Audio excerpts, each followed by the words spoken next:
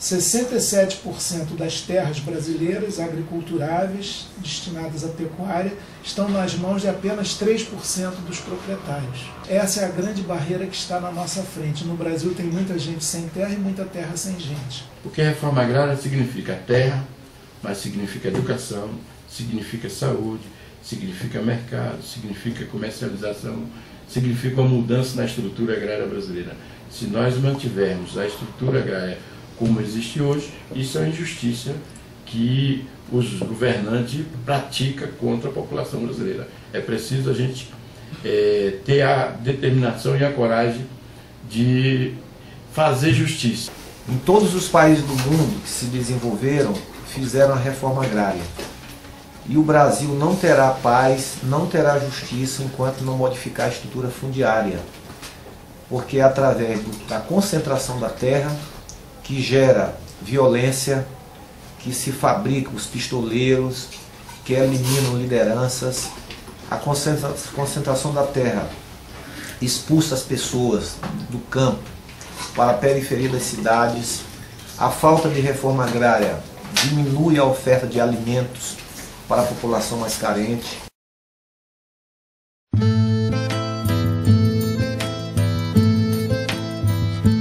Tudo em volta é só beleza, sol de abril e a mata em flor, mas aço um preto cego dos olhos, não vendo a luz, ai, canta de dor. Por onde passei, plantei. A morte matada. Por onde passei, matei. A tribo calada. A roça suada. A terra esperada. Por onde passei, tendo tudo em lei, eu plantei o nada.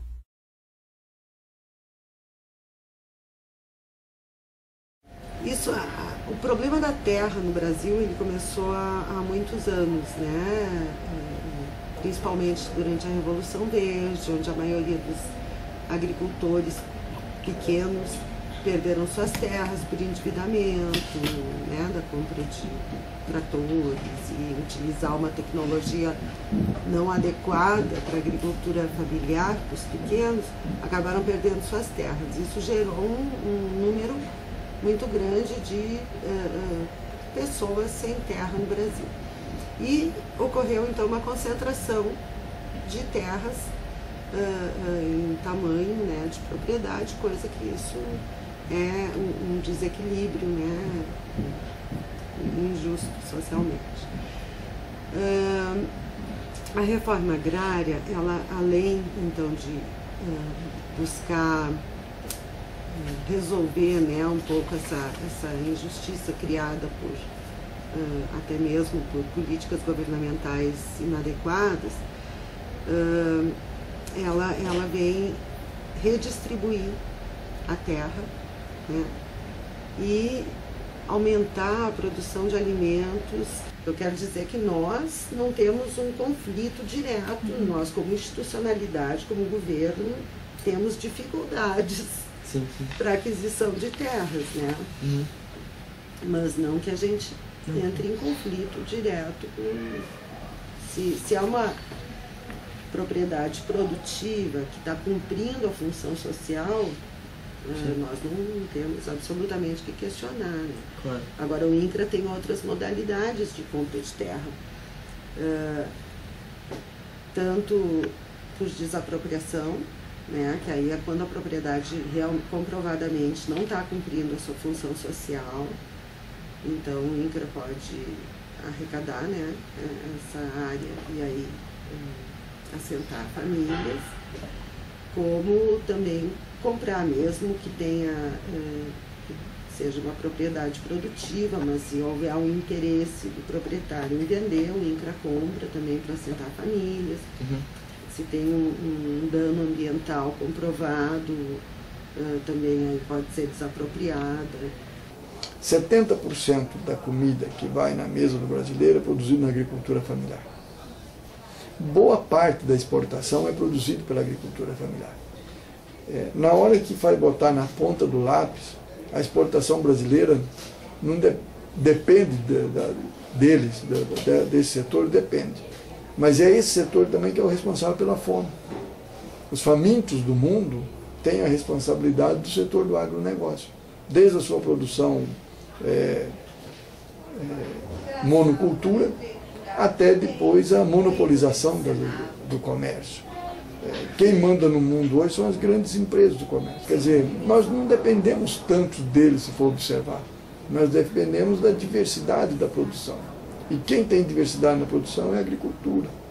Então eu acho que se nós tivéssemos em toda a extensão do Brasil uma produção agrícola de propriedades pequenas e médias e uma propriedade diversificada, com uso intensivo de tecnologia, o povo brasileiro não teria fome e o país seria mais rico.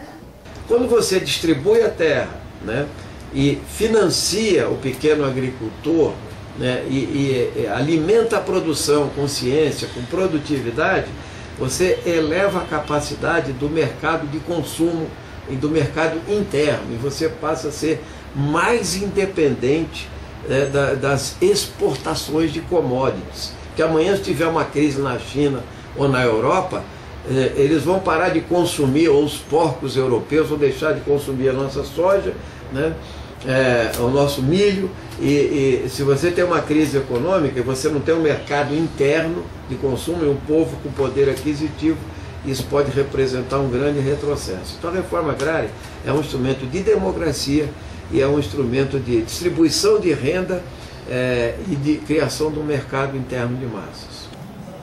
Do jeito que ela está sendo, eu não concordo de jeito nenhum. Por quê? Porque se nós formos fazermos um levantamento econômico do que todas essas áreas que foram já, né, esses assentamentos que já foram implementados, né, o ganho econômico em termos de produção, em termos de tonelada de produto, nós vamos verificar, se não for negativo, chega bem pertinho de ser negativo. Certo? Então a reforma agrária não está sendo, né, bem trabalhada. Por quê? Porque não há toda uma condição, o governo não faz um monitoramento, um acompanhamento, né, de toda esse gerenciamento. Desde que seja feita também, hoje, na modernidade com a tecnologia. Não adianta apenas o governo dar terra para o cidadão e não dar a esse cidadão, que é voltado para a agricultura, a assistência técnica, o crédito rural, a facilidade de transportar a produção para o grande centro consumidor. Hoje, lamentavelmente, principalmente no meu estado, que é o caso do estado de Mato Grosso, que é um estado essencialmente agropecuário do Brasil, nós temos seríssimos problemas na área da reforma agrária. Por quê? Os assentamentos que foram feitos pelo INCRA estão todos em decadência. Por quê? Não há nenhum apoio técnico para os assentados. Falta estrada, falta a energia rural, falta o crédito rural, falta assistência técnica por parte da extensão rural e falta principalmente a educação, que é vital para a presença, para a fixação do homem ao campo. Sem essas condições, principalmente também um apoio logístico na área da saúde, o cidadão recebe a terra e em seguida fica um pouco de tempo lá e depois abandona a terra. Tem muitas áreas de assentados nos projetos do INCRA de Mato Grosso que estão abandonados, sem moradores, porque o cidadão desistiu de tentar ser produtor rural através da reforma agrária. O que nós não podemos é fazer uma reforma agrária e colocar o cidadão no campo e não dar assistência técnica a ele. Não adianta ele ganhar uma terra e não saber produzir, não saber sobreviver da terra. Então, o que eu entendo que é mais importante até do que a terra é ele saber trabalhar na terra. E é o que nós cobramos muito, exatamente do MDA, principalmente da Comissão de Agricultura, da qual eu sou presidente, é exatamente assistência técnica e recursos para que ele possa comprar implementos agrícolas, possa levar tecnologia ao campo. Também não adianta ter tecnologia, ter o implemento ou ter crédito para fazer as compras e não ter assistência técnica. A assistência técnica é muito importante. Então, todo o conjunto é importante para o agricultor brasileiro. A reforma agrária, assistência técnica e crédito para que ele possa comprar essa tecnologia. Nós estamos falando que queremos levar a tecnologia até o homem do campo. O MDA e o INCRA não se opõem à questão da tecnificação no campo, mas a tecnificação que não leva em conta os interesses sociais. E a Constituição, ela, no artigo 184, está lá escrito: todas as terras improdutivas devem ser destinadas para a reforma agrária. Então, lógico, o INCRA, Instituto Nacional de Colonização e Reforma Agrária, é o responsável para identificar se a terra é improdutiva ou não. Se ele identifica que a terra é improdutiva, logo, essa terra tem que ser destinada para a reforma agrária. Se ela não está cumprindo a função social, ela não tem sentido de pertencer a uma pessoa. Eles desapropriam, ninguém sabe por quê, porque hoje não tem gente para colocar na terra. Não existe gente para colocar na terra, a pessoa está migrando do campo para as cidades, porque a renda está muito baixa nas atividades rurais, e você está criando as favelas nas cidades com aquelas pessoas que estão saindo da terra, porque não tem condições de viver dentro das propriedades rurais hoje. A atividade é uma atividade de muito risco e pouca lucratividade. Quem chega aqui na Câmara, quem chega aqui, na sua grande maioria, não são todos, mas a grande maioria, é resultado da desigualdade econômica. Eu sou candidato a deputado federal e na minha campanha, como é que eu vou arrumar dinheiro? Então essa frente ruralista que tem aqui, da bancada rural, é uma frente onde as pessoas ou têm grande extensão de terra, alguns não têm grande extensão de terra, mas têm o financiamento dos fazendeiros. Quer dizer, esse é resultado da desigualdade econômica. Então, no nosso país, enquanto for mantida esse modelo de financiamento de campanha, modelo privado, vai existir essa desigualdade, vai existir esse tipo de frente parlamentar em defesa da terra desde que, vamos botar assim entre aspas, desde que ela seja minha, desde que ela seja de poucos. Eles não defendem a terra como função social e a terra como razão da vida, como razão da produção de alimentos. Eles defendem a terra em relação a privilégio. Hoje já tem gente que acha que para desenvolver o Brasil não precisa fazer reforma agrária, porque cada ano nós estamos batendo um recorde de produção de grãos. Quando empresas apoiadas por setores e setores de parlamentares dentro do Congresso se favorecem de formas de agronegócio que trazem prejuízo à concentração fundiária do país, quando você vai ver, quando eles não querem revisar os índices de produtividade que são colocados para desapropriação de terra, quando eles não querem verificar a questão de quais são os tipos de produtos químicos, né, de agroquímicos que são utilizados nas suas lavouras, eles não dialogam com a perspectiva de emancipação social no campo. E isso, com certeza, se opõe ao trabalho do MDA e do INCRA. Então, a democratização, ela é uma questão de região, de escala. Tem lugares, se você tiver 50 hectares de soja, você não sobrevive. Então, isso são coisas, são diferenças regionais que só você municipalizando o problema, usando o Estado federativo para municipalizar o problema, na municipalização resolvia. Quando entrou o governo Lula, a primeira coisa que aconteceu, qual foi? Ele centralizou para a terra ser um instrumento de barganha de voto. Então ele entrega para dar ao sindicato, para isso, para aquilo, tem os votos, mas o sujeito que é colocado lá não é vocacionado e morre de fome, porque eles não dão assistência para o setor, porque não está o município envolvido. Porque a reforma agrária, para que é? Qual foi o objetivo da reforma agrária? Para que no município nós não tivéssemos terras improdutivas. E aí você pegaria as pessoas vocacionadas, colocaria a sociedade dentro do processo, Todos os cidadãos faziam uma comissão para escolher as pessoas para colocar na terra. Você comprava a terra e ficava responsável por aquelas pessoas para comercializar os produtos. Então é uma questão de visão. Tá? Eu tenho uma visão municipalista do processo. E tem gente que quer ter uma visão centralizadora, que não vai funcionar nunca como não funcionou em nenhum lugar do mundo. Porque, na verdade, no município, em geral, o grande fazendeiro, o grande proprietário, o mais rico, manda muito, influencia muito. Eu tenho a minha origem materna numa cidade onde havia uma enorme fazenda dos irmãos Matarazzo. Era uma pujança econômica, que pagava muitos impostos. O município dependia daquela propriedade, daquela empresa. E, claro, todo prefeito ficava dependente dele. No caso da terra também, o grande fazendeiro pode impor ao prefeito a sua vontade, muitas vezes ilícita. Então, claro que para você desenvolver políticas públicas de apoio ao produtor rural, seja ele grande, médio, pequeno ou de cooperativas que venham da reforma agrária, o município é muito importante, é o poder local. Agora, a decisão não pode ser exclusiva do município, senão não se caminha. Nacionalmente já não se caminha. Vai ver que os resultados são pífios. E é dinheiro público que foi gasto nisso. E não tem resultado nenhum. Então, dizer que está fazendo democracia, não. O que está sendo feito com a reforma agrária é favela rural. É diferente. Estão se fabricando favelas rurais e estão utilizando recursos que é de todo mundo, os recursos dos impostos que nós pagamos para criar e financiar uma atividade antieconômica que não tem sucesso.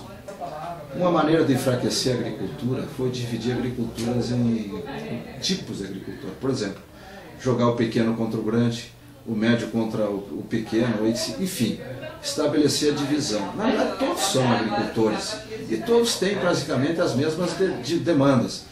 E hoje eu fico também aqui nessa ponta, eu fico revoltado. Isso é pequeno agricultor, microempresário. Eu sou contra isso. Porque na realidade nós teríamos a real revolução no Brasil e a transformação do Brasil numa potência agrícola seria transformar os pequenos em médios, os médios em grandes. Agora o PT e essas pessoal que você fala desse povo quer que a pessoa nasça e morra sem poder crescer, sem ter a possibilidade de crescer.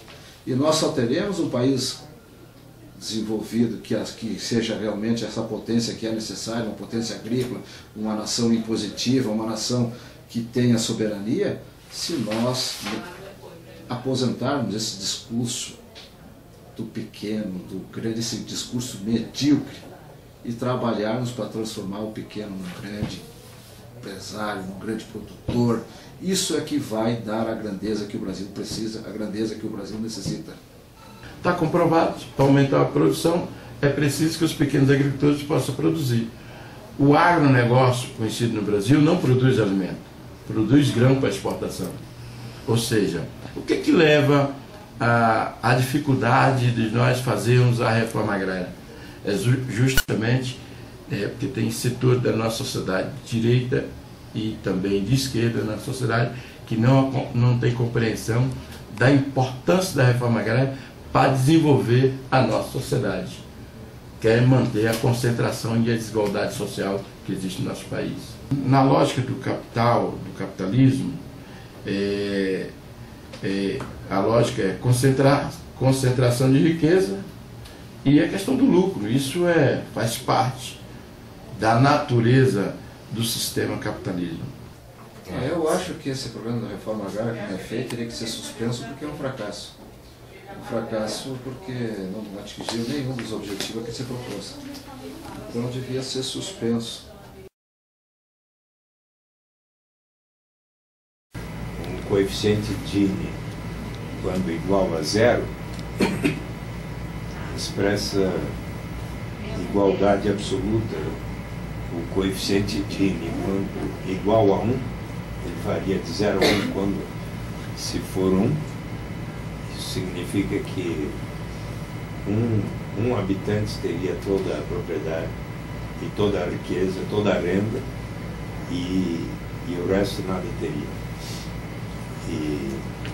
Então, o Brasil, nos anos 90, em alguns anos, estava com um coeficiente Gini de 0,63, 0,61, o que era um dos 3 mais altos do mundo.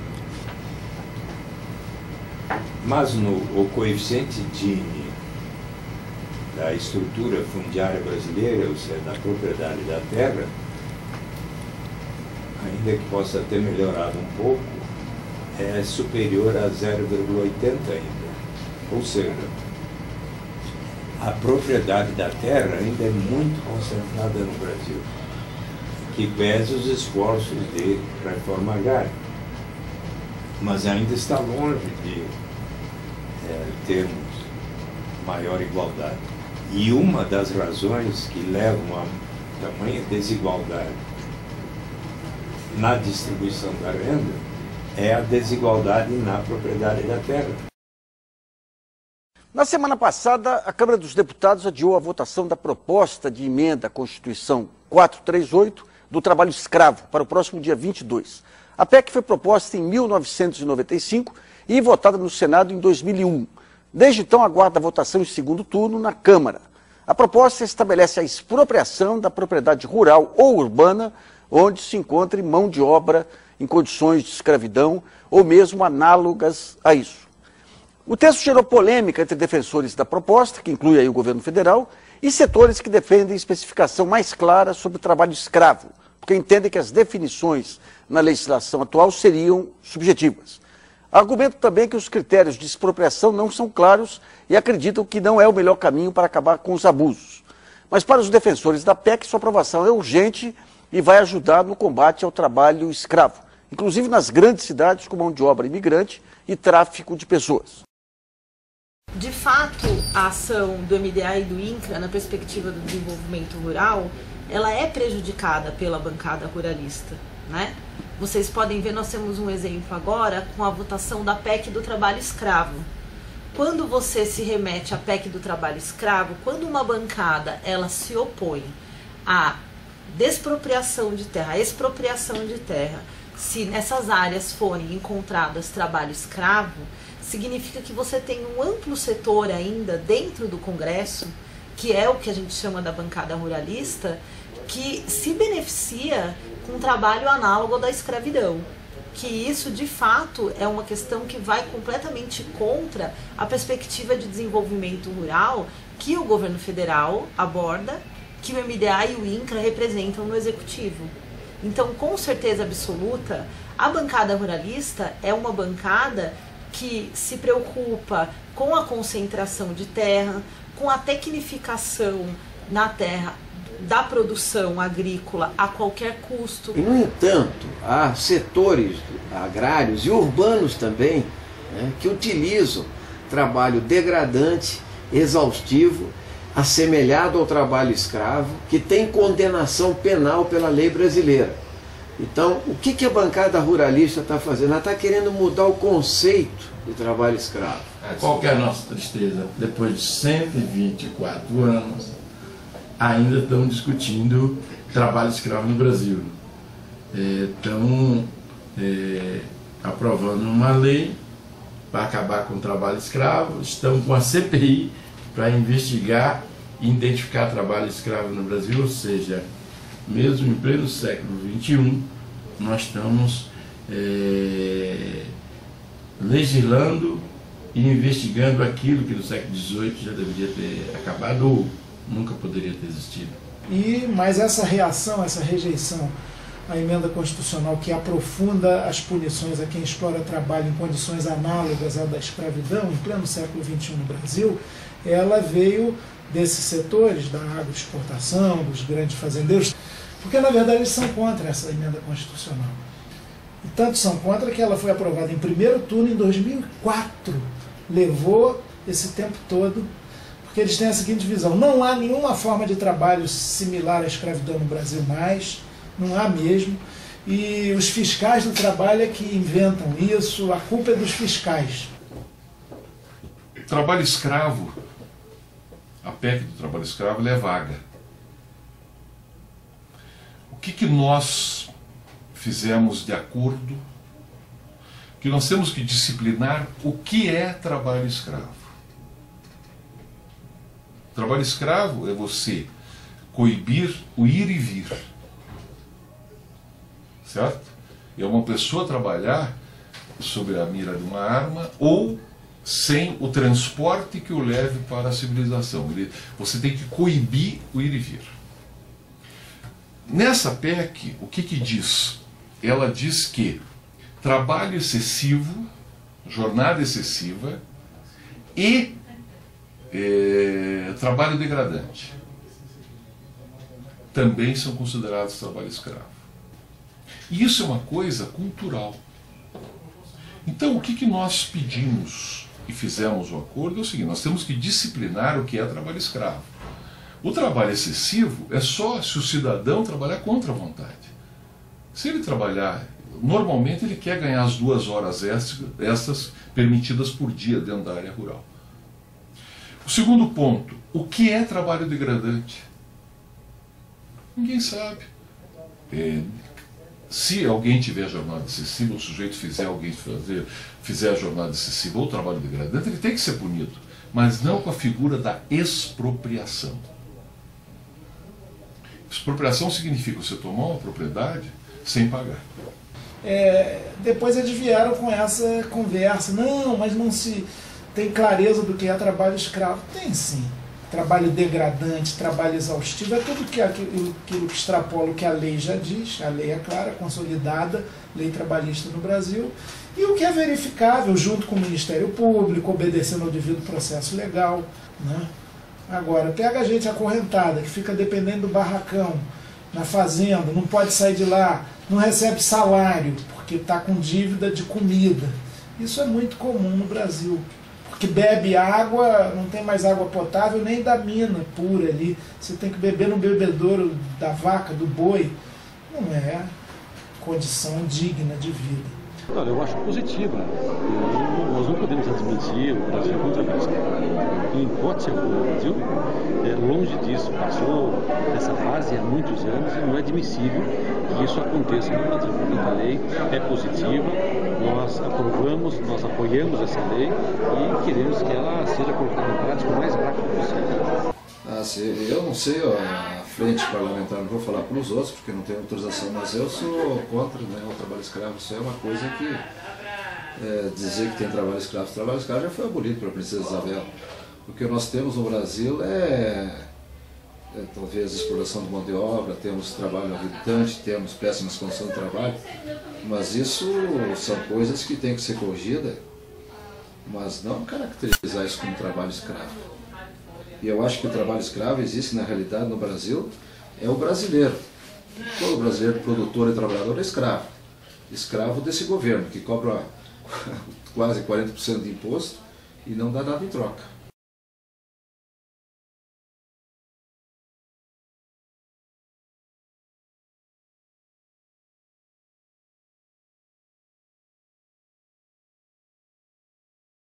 Um conflito em uma fazenda localizada dentro da reserva Raposa Serra do Sol, em Roraima, deixou 10 índios feridos a bala. Segundo o Conselho Indígena do Estado, o grupo estaria construindo casas na área da propriedade quando foi atacado por seguranças armados. A Polícia Federal vai investigar o caso.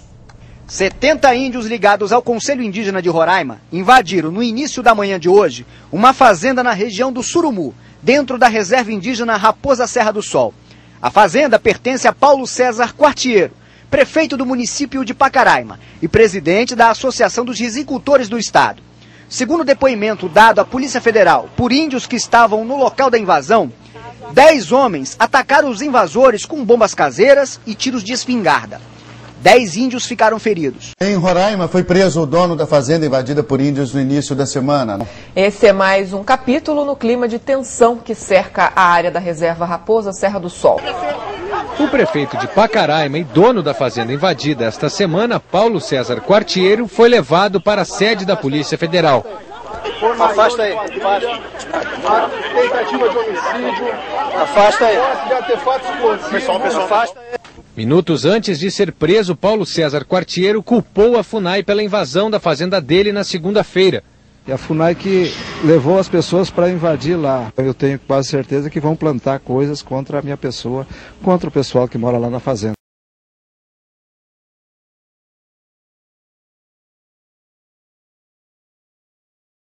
Preocupado com a questão indígena no estado de Roraima, o deputado Quartiero vai mais uma vez ao Supremo Tribunal Federal pedir mudanças na demarcação da reserva Raposa Serra do Sol. A demarcação da Raposa Serra do Sol foi um erro gravíssimo e que tem que ser corrigido. Por isso que nós iniciamos, inclusive, a campanha Raposa Serra do Sol Revisão Já. Foi uma atitude que atingiu profundamente as pessoas que moram em Roraima e levou o Estado a perder o rumo. As pessoas não têm mais confiança em investir e isso está refletindo de forma negativa para nós.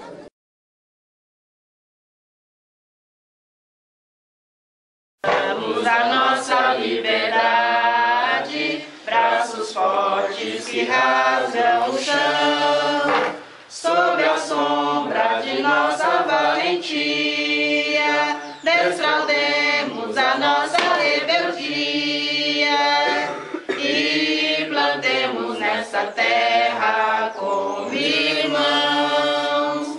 Vemos, temos punho erguido, nossa força nos leva a edificar nossa pátria livre e forte, construída pelo poder popular. O MST, para mim, eles são bandidos. É um bando de marginais. E não é movimento social, é movimento político. Eles não querem terra. Eles querem a tomada do poder. Eles têm uma importância dentro do governo do PT, que é justamente o movimento de mobilização que eles têm. Então, você cria conflitos desnecessários. Quando você tem um movimento que não tem legitimidade, como é o caso do MST, ele não tem inscrição estadual, ele não existe. Por quê? Porque eles praticam o crime e não são punidos. E a base da democracia é o respeito às leis. Então, a primeira coisa que nós temos que entender é que nós temos uma Constituição. E essa Constituição tem que ser respeitada. Porque a partir do momento que não houver respeito às leis, você virou bagunça. Olha, o MST é o movimento social mais importante do Brasil. Ele surgiu em 1985 e ele tem por finalidade deixar de existir. O objetivo supremo do MST, Movimento dos Trabalhadores Rurais Sem Terra, é se destruir. Ou seja, conseguir uma reforma agrária para que no dia não haja mais ST, sem terra. Se não tem sem terra, não precisa ter movimento dos sem terra. Mas eles têm escolas rurais, eles ali onde conseguiram. E só conseguiram por isso, que no Brasil tudo só muda quando os de baixo pressionam os de cima, quando a rua chega até aos gabinetes, quando a praça cobra do palácio. De fora para dentro. O poder é necessariamente conservador, pesado, lento. Eu acho que o maior patrimônio que o Movimento Sem Terra concede a um cidadão brasileiro é justamente fazer com que ele se torne cidadão, com poder de crítica, com poder de propor, com poder de reivindicar, com poder de ser respeitado na sociedade brasileira. Eu acho que esse é o maior patrimônio. E as pessoas pensam que o maior patrimônio é o pedaço de terra. Eu acho que não. A terra é um instrumento que faz com que a gente se torne um maior poder na sociedade, maior orgulho na sociedade e sendo protagonista do nosso próprio destino na sociedade.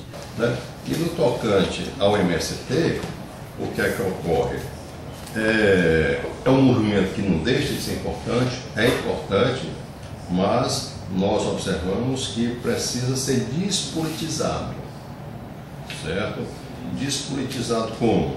Nós precisamos fazer, consolidar a reforma agrária, fazer com que haja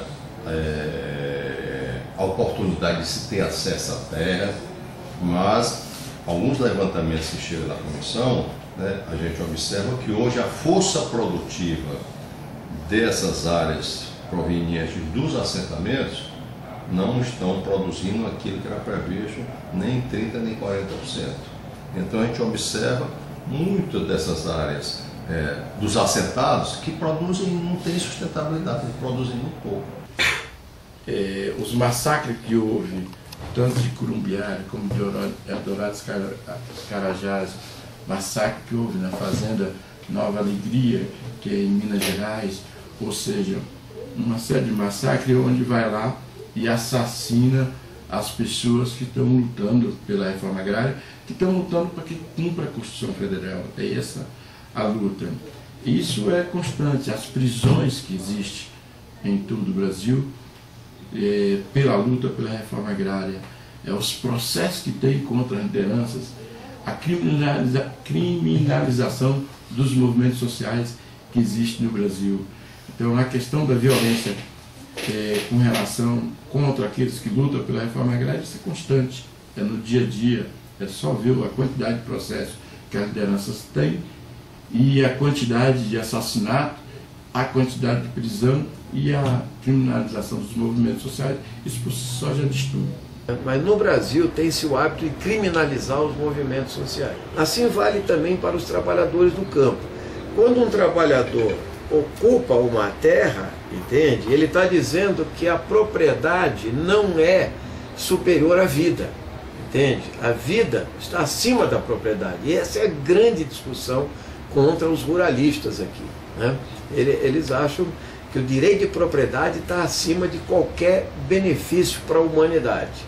Então, os movimentos sociais têm um papel essencial. Sem pressão de baixo para cima, não há grandes mudanças. Na questão agrária, na questão da terra, é fundamental o movimento social.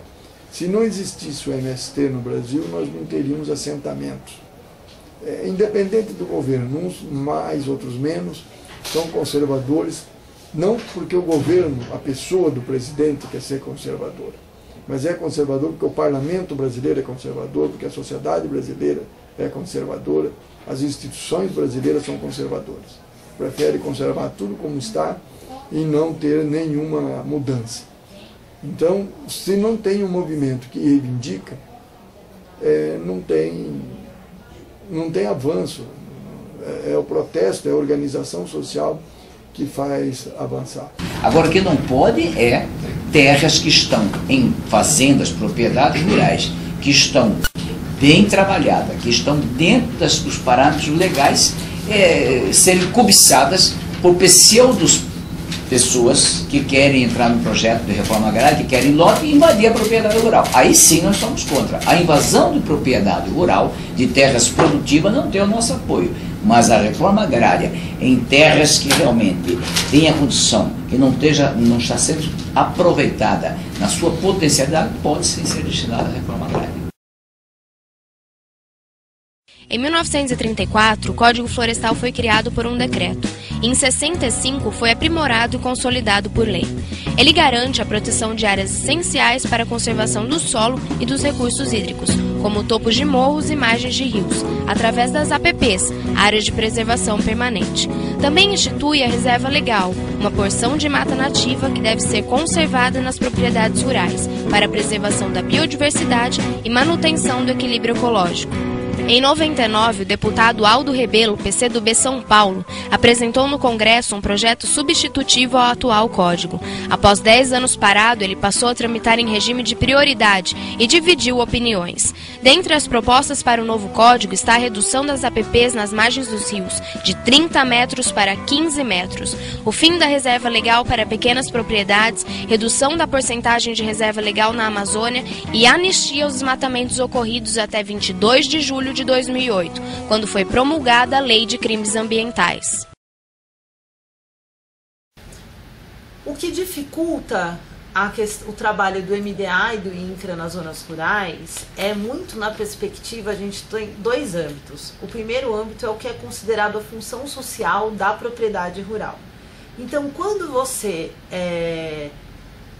trata da diminuição das possibilidades da manutenção das áreas de reserva legal e áreas de preservação permanente para as grandes propriedades, que seriam consideradas grandes propriedades que não trabalham, não alcançam a função social da propriedade de acordo com o quesito ambiental, quando você regulariza isso por uma nova lei, você disponibiliza uma quantidade menor de áreas que não cumprem a função social da propriedade. Dessa forma, você inviabiliza um certo número de propriedades para a reforma agrária. Quando você tem a diminuição da possibilidade de áreas florestadas, principalmente as áreas de preservação permanente, você está dificultando o trabalho do que a gente considera um desenvolvimento sustentável nos seus 3 quesitos: social, econômico e ambiental. Ou seja, nós retrocedemos nessa questão ambiental, não simplesmente do ponto de vista da questão da reforma agrária, agora do ponto de vista do país, do ponto de vista dos interesses de toda a sociedade brasileira. Então, eu tenho a responsabilidade de representar o setor. Dentro desta responsabilidade, eu não posso me dar o luxo a populismo. Eu tenho que pensar como produtor rural. E nós fizemos um código florestal que não tem em nenhuma linha o incentivo ao desmatamento. Em nenhuma linha o incentivo a fazer com que o produtor rural seja penalizado e o meio ambiente também seja penalizado. É uma coisa harmônica, com toda a base científica. Quem fez o nosso projeto de meio ambiente, que nós ganhamos aqui na Câmara, foram cientistas da Embrapa. Então, é uma coisa muito bem feita. E eu já disse para vocês, não foi feito politicamente. A nossa bandeira é verde e amarela. Nós temos a bandeira do Brasil, nós temos que proteger quem produz comida também. E isso nós estamos protegendo muito bem. Então, isso é uma coisa que é uma pena que, principalmente a imprensa, levou para um lado ideológico. Isso não é ideológico. Meio ambiente não tem ideologia. Meio ambiente é ciência. E a ciência que está por trás desse código, que nós temos a chancela da Embrapa. Eu achei que o código que nós aprovamos aqui muito ruim. Mas foi o melhor que nós podemos fazer. Mas é muito ruim. Porque ele legitima a quebra da propriedade privada, ele vai retirar da produção áreas que seriam destinadas à preservação ambiental. Então isso presta um desserviço à economia brasileira e também ao consumidor, porque isso vai provocar naturalmente o encarecimento dos alimentos. Eu achei o código muito tímido, devia ser muito mais abrangente, mas nunca tive também ilusões sobre ele, porque se você coloca a questão ambiental acima do interesse da economia brasileira, o interesse nacional, até da soberania brasileira, e despreza tudo isso em função do que é a teoria dessa questão ambiental. O fato é que já estava no momento exato de nós termos um debate franco, aberto, no tocante do Código Florestal. É claro que muitos ficam, veta Dilma, muito bem, mas vetar quais eles? Vamos especificar quais eles. A comissão, há 2 semanas atrás, fez um grande debate com a imprensa, e convocou os ambientalistas. Nenhum compareceram. Por quê? Justamente tem que especificar quais seriam aqueles itens que precisam ser vetados. Beneficia porque, na verdade, o que foi aprovado aqui foi o que eles quiseram. Até mesmo o que foi modificado no Senado, de acordo com os aliados dele no Senado, e combinado com os deputados ruralistas da Câmara, quando o projeto voltou para a Câmara, eles impuseram apenas a vontade deles. Desrespeitaram o Senado, desrespeitaram os aliados deles, que são senadores, desrespeitaram os cientistas, passaram por cima da opinião de todos os ex-ministros do meio ambiente e confrontaram a presidente Dilma. Então, a presidente Dilma, com a credibilidade que ela tem nesse momento, deve vetar o Código Florestal sob pena do presente e as gerações futuras pagarem um preço muito alto pela devastação. Mas na questão do Código Florestal, o que houve de verdade, o que está em jogo é o interesse dos grandes exportadores de carne, de soja, de biocombustíveis, de milho, que são as chamadas commodities, que são responsáveis pela pauta exportadora. Porque quem é responsável por colocar na gôndola do supermercado e também na mesa do trabalhador a comida do povo brasileiro, na sua maioria 70% são os pequenos agricultores, e agricultura familiar. E agora eles querem aprovar uma emenda constitucional, a 215, que também traz para o Congresso Nacional e tem a demarcação das terras indígenas, das áreas quilombolas, né, e também das unidades de conservação. Sem dúvida que isso enfraquece a luta pela reforma agrária, mas eu quero responsabilizar também todos os últimos governos pela paralisia em termos de luta pela distribuição da terra com assistência técnica, que é a reforma agrária. E com o código, né, nós observamos também que o desenvolvimento do país, em termos de avanço tecnológico, né, está contribuindo muito na balança comercial. Quer dizer, o Brasil não teve uma arrecadação negativa, o PIB nacional não foi negativo, em virtude do agronegócio. Né? Quer dizer, o crescimento do PIB foi quase 3%, em virtude da produção brasileira, principalmente para exportação. Né? Então vamos taxar esse, o México. Tudo, aí se nós formos no Equador, se nós formos no Chile, aí, e esses países estão pressionando, se nós formos aqui na Argentina, se nós formos na França, as grandes plantações de uva que são produzidos vinho são todos nessas margens, certo? E você vê que há um desmatamento total, certo? Só que também, né, para você ter, né, as grandes áreas da pecuária, você tem que ter áreas, né, praticamente livres, né, praticamente sem vegetação. Aí vem também o seguinte, intensificar a pecuária.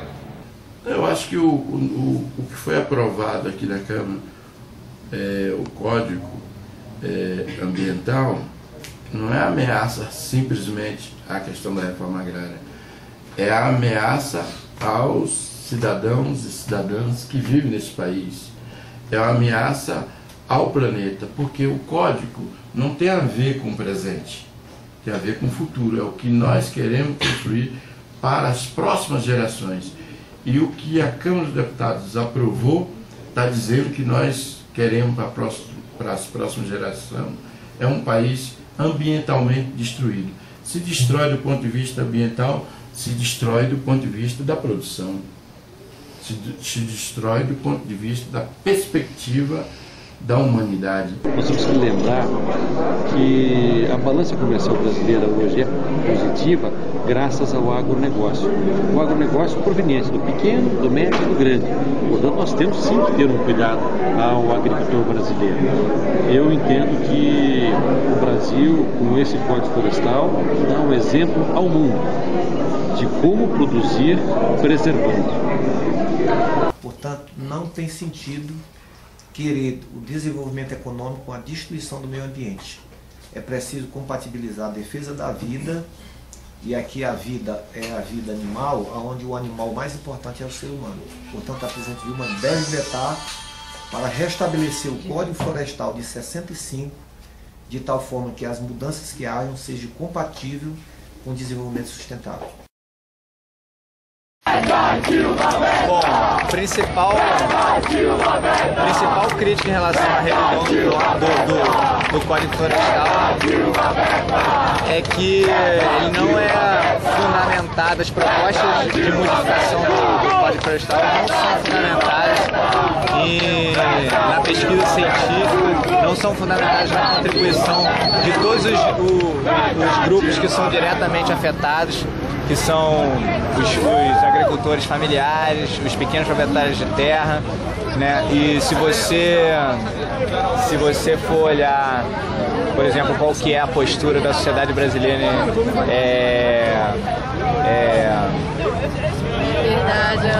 Sociedade Brasileira em Progresso da Ciência, SBPC, tem um posicionamento muito claro contra as medidas que foram propostas para alteração do Código Florestal. Então, assim, eu acho que essa é a crítica mais pesada, porque as mudanças e as medidas tomadas pelo governo, assim, via de regra, não são fundamentadas na informação científica, informação técnica, nem na participação coletiva, né? Quer dizer, interesses de alguns grupos, né, que são os latifundiários, são os proprietários de terra, que têm poder dentro do Congresso. Né? Essa aí, para mim, é a principal crítica.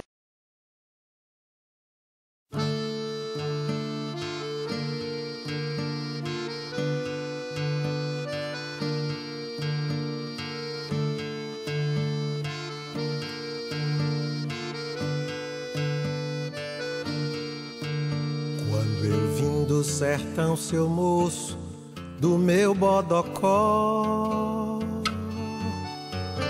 A maleta era um saco e o cadeado era um nó.